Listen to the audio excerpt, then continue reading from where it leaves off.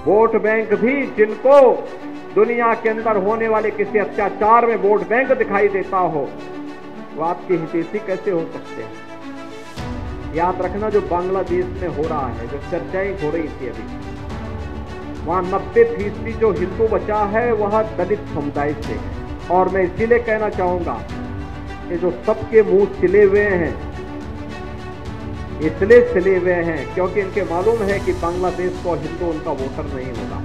वह हिंदू है, ये हो सकता है उसकी गलती हो, लेकिन हम उसको गलती नहीं मानते, हम उसको मानते हैं उसका सौभाग्य है कि वो हिंदू है और उसकी रक्षा करना हम सबका दायित्व है। क्या बीजेपी ने तलाश लिया पीडीए का हल? आखिर उपचुनाव से पहले सीएम योगी ने कैसे चला बड़ा दांव? अयोध्या बांग्लादेश के मुद्दे पर विपक्ष क्यों हो गया फेल? क्या सच में दलित हिंदुओं का फैक्टर बदल देगा यूपी का सियासी गणित? नमस्कार, मैं हूं शिवेंद्र श्रीवास्तव। यूपी में जल्दी ही 10 विधानसभा सीटों पर उपचुनाव होने हैं।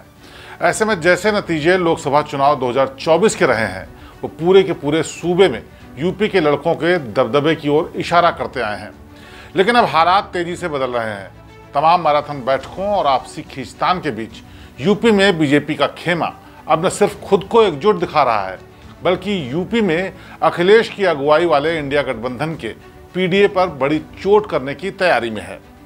और हालिया अयोध्या और बांग्लादेश से जुड़ी घटनाओं ने बीजेपी को विपक्षी दलों की तुलना में, खासकर यूपी के नजरिए से, सपा के पीडीए कार्ड पर चोट करने का बड़ा मौका दे दिया है। अब आप पूछेंगे वो कैसे, तो चलिए इसको समझते हैं। तो बात यह है कि अखिलेश यादव का पीडीए, जिसमें पिछड़े, दलित और अल्पसंख्यक और अगड़े भी शामिल हैं, उनसे मिलकर बना सपा का पीडीए फॉर्मूला लोकसभा चुनाव में बीजेपी पर भारी पड़ा था। और तो और अयोध्या से जुड़ी फैजाबाद संसदीय सीट पर भी बीजेपी को करारी शिकस्त मिली थी। ऐसे हालात में बीजेपी के रामराज से जुड़े तमाम नारों दावों पर सवाल उठने लगे थे। लेकिन फिर अभी अयोध्या में दलित बच्ची से सामूहिक दुष्कर्म का जो मामला सामने आया, और इस पूरे मामले में जिस तरह से सपा के नेताओं का कनेक्शन सामने आया, उसने पूरा सियासी गेम बदल दिया है। सीएम योगी ने इस मुद्दे को सदन में जमकर उठाया और इस केस के आरोपी सपा नेता मोहित खान पर सख्त कार्रवाई कर बीजेपी ने सपा की मंशा को सवालों के कटघरे में खड़ा कर दिया। सीएम योगी ने एक तरीके से सपा के पीडीए में शामिल दलित और अल्पसंख्यकों के मुद्दे पर सपा की नीति पर सवाल उठा दिए। दरअसल अयोध्या कांड में जिस बच्ची से सामूहिक दुष्कर्म हुआ वो दलित है, और जिन पर इन कुकृत्य के आरोप लगे वो सपा से जुड़े मुस्लिम नेता हैं। ऐसे हालात में विधानसभा में सीएम योगी ने आरोपी का नाम लेकर बता दिया कि कैसे दलितों पर अत्याचार होता रहता है और सपा खामोश रहती है, और जिन अल्पसंख्यकों को सपा साथ लेकर चलती है वो क्या कुछ करते हैं, कैसे कैसे मामलों में शामिल होते हैं, और सपा उन्हें एक तरीके से संरक्षण देती है। अयोध्या का ये मामला है जिसमें अयोध्या में मोइन खान, जो समाजवादी पार्टी का नेता है, अयोध्या के सांसद की टीम का सदस्य है, 12 वर्षीय एक नाबालिग बच्ची के साथ दुष्कर्म का कृत्य में शामिल पाया गया। अभी तक समाजवादी पार्टी ने उसके खिलाफ कार्रवाई नहीं की है। मैं ये नहीं समझ पा रहा हूं कि ये सब क्या है। अब क्या ये कोई समाजवादी पार्टी ना बोले? आपका एक्टिव मेंबर है, आपके सांसद के साथ बैठ रहा है, खा रहा है, उनके साथ चल रहा है, लेकिन इस प्रकार के, और यह अति पिछड़ी जाति से जुड़े हुए एक बालिका से जुड़ा हुआ मामला है, और इस प्रकार की घटिया हरकत में वह लिप्त है, लेकिन तब भी उसको हल्केपन से उड़ाने का काम होता, यानी हल्केपन से लेने का काम होता है। ये तो बात अयोध्या कांड की हो गई। सपा के पीडीए पर बीजेपी के वार की हो गई बात। फिर बात आती है बीजेपी के हिंदुत्व कार्ड की, जिसके सहारे बीजेपी ने न सिर्फ दलितों के मुद्दे को उठाया, बल्कि अपने हार्डकोर हिंदुत्व और सनातन से जुड़े मुद्दे को भी हवा दे दी है। सीएम योगी ने स्पष्ट कहा है कि बांग्लादेश में दलित हिंदुओं पर जो हमले हो रहे हैं उस पर विपक्षी दल खुलकर कुछ भी नहीं कह रहे, वो सिर्फ अपना वोट बैंक तलाश रहे हैं। वोट बैंक भी जिनको दुनिया के अंदर होने वाले किसी अत्याचार में वोट बैंक दिखाई देता हो, वो आपके हितैषी कैसे हो सकते हैं।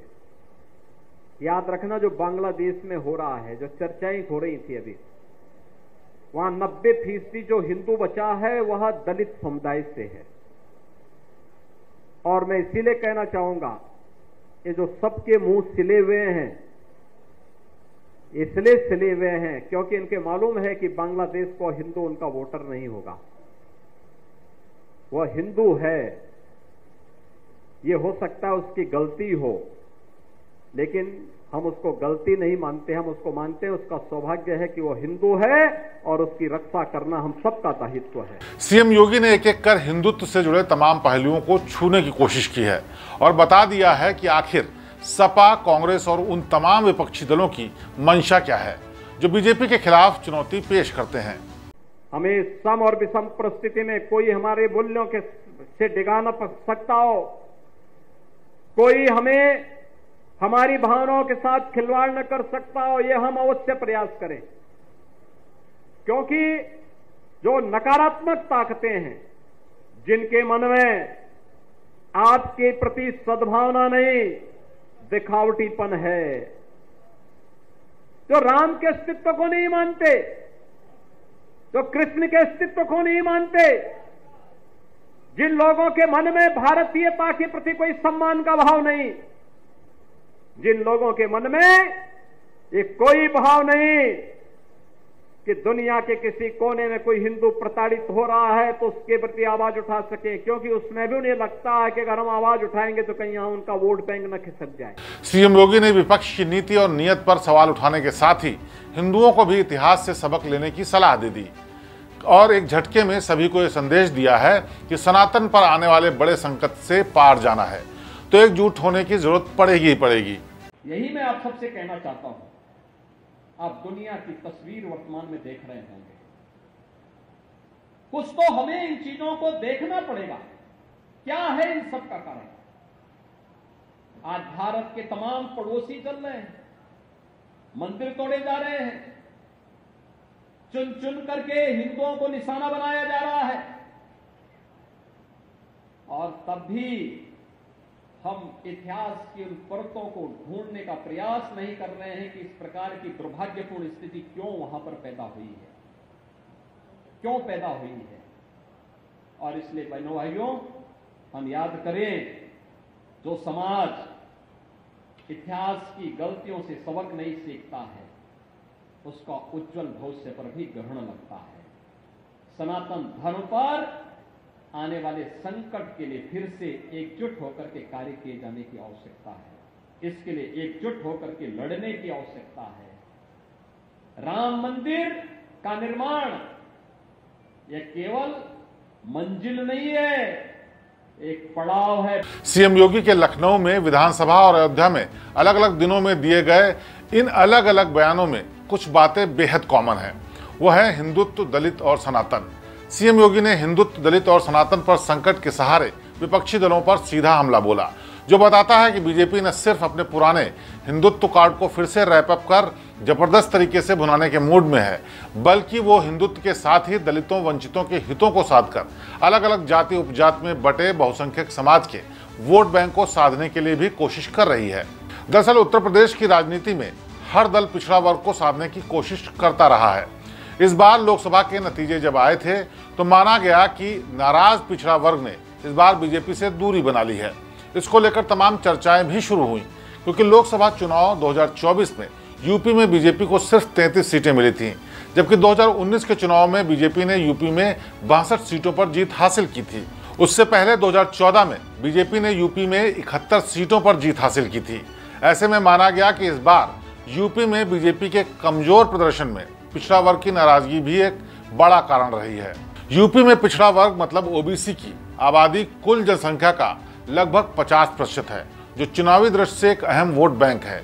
इसी ओबीसी वर्ग को साध कर लोकसभा चुनाव में इस बार सपा ने सबसे ज्यादा 37 सीटें जीती हैं और सपा के साथ गठबंधन कर चुनाव लड़ने वाली कांग्रेस ने 6 सीटों पर जीत हासिल की, जबकि बीजेपी के सहयोगी दल आरएलडी ने 2, अपना दल एस ने 1 सीट पर जीत हासिल की। बीएसपी खाता तक नहीं खोल सकी है। कुछ ऐसा ही हाल बीजेपी के सहयोगी दल निषाद पार्टी और ओपी राजभर की पार्टी का भी रहा है। ऐसे में तमाम सियासी जोड़ गणित को भांपकर बीजेपी ने वक्त रहते एक ऐसी राह चुनी है जिस पर अपने पुराने हिंदुत्व कार्ड को धार देने के साथ साथ सनातनी हिंदूवादी खेमे में आस्था रखने वाले पिछड़ों, दलितों, वंचितों को भी साधा जा सके। सीएम योगी के हालिया बयान इस रणनीति को भरपूर तरीके से भुनाने के प्रबल संकेत देते हैं। खबर तो ये भी है कि आने वाले चुनाव में ओबीसी वर्ग को साधने के लिए जिला स्तर से लेकर प्रदेश स्तर तक तमाम रणनीतिक कदम बीजेपी उठाने वाली है, ताकि उपचुनाव में विपक्ष के पीडीए को खारिज कर जनता के बीच फिर से मजबूत पकड़ बनाई जा सके और उपचुनाव में बीजेपी बड़े अंतर से जीत दर्ज करके दिखा सके, जिसके जरिए 2027 यूपी विधानसभा चुनाव के लिए बीजेपी अपने खेमे का मोरल हाई कर यूपी में जीत की हैट्रिक लगाने के लिए आगे बढ़ना चाहती है। बहरहाल उपचुनाव के लिए बीजेपी के साथ ही विपक्षी दलों की भी जोर आजमाइश जारी है और हर दल अपने अपने तरीके से जीत के पैरामीटर सेट कर रहा है। ऐसे में अब आने वाले उपचुनाव में किसका पलड़ा भारी होगा, इस बात का जवाब आपको उपचुनाव के नतीजों के बाद ही मिलेगा। लेकिन फिलहाल तो विपक्षी खेमा खासकर यूपी के नजरिए से तो पूरी तरह से सीएम योगी के ताबड़तोड़ हमलों का हल तलाशने की कोशिश कर रहा है और बीजेपी के आरोपों का जवाब देने में उलझा सा नजर दिखाई दे रहा है। बहरहाल यूपी के उपचुनाव और रणनीति पर यह थी हमारी खास पेशकश। देश और दुनिया की बाकी खबरों के लिए देखते रहिए आप हमारा चैनल। आपसे फिर होगी मुलाकात। नमस्कार। यूपी की हर खबर देखने और उनसे अपडेट रहने के लिए हमारे चैनल श्रेष्ठ यूपी को सब्सक्राइब और लाइक करें। साथ ही बेल आइकन को दबाना ना भूलें, जिससे हमारे हर वीडियो की जानकारी आप तक पहुंचती रहे।